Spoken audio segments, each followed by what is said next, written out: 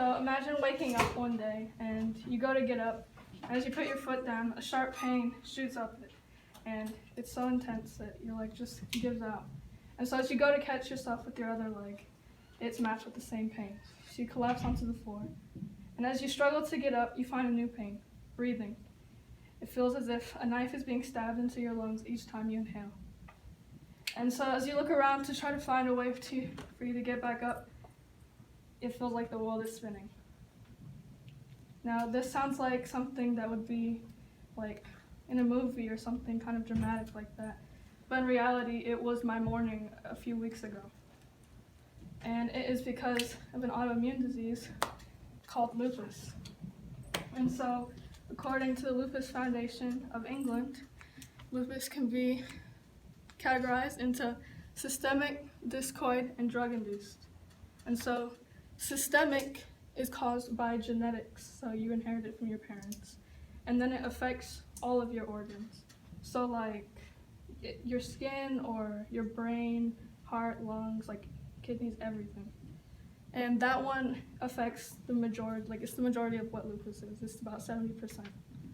Now the next category is discoid, which is just affects the skin. So it'll create like rashes and things like that.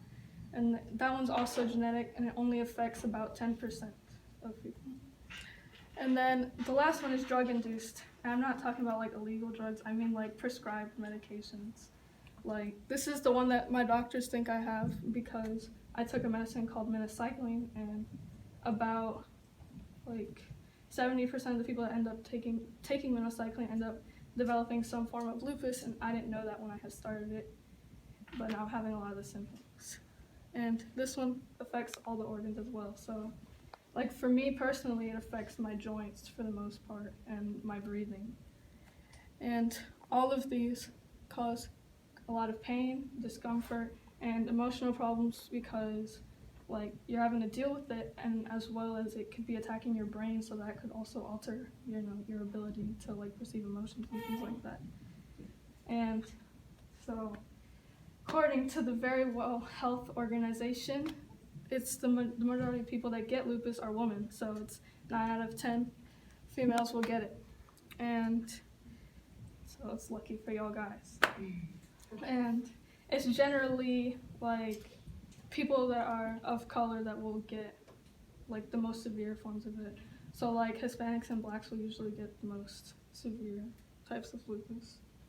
And then the like treatment for lupus really helps because without it you have like it'll shorten your lifespan significantly, and it'll make whatever lifespan you have like a lot of suffering and stuff like that. Like for example, in the 1950s you had about 5 to 10 years to live once you were diagnosed.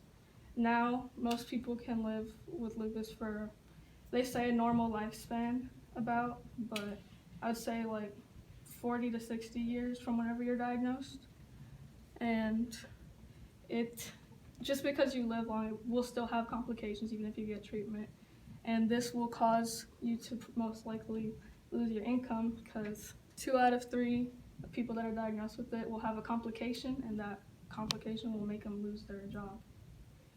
And although there's only 4% of Americans that have it, it's 1.5 million. So even though saying 4% doesn't sound like a lot, it's a lot of people. And worldwide, it's about 5 million.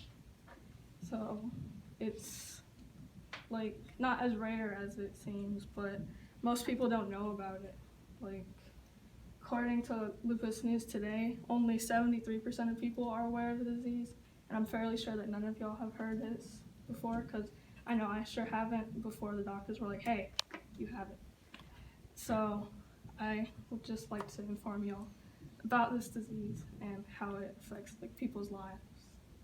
But thank you all for your time.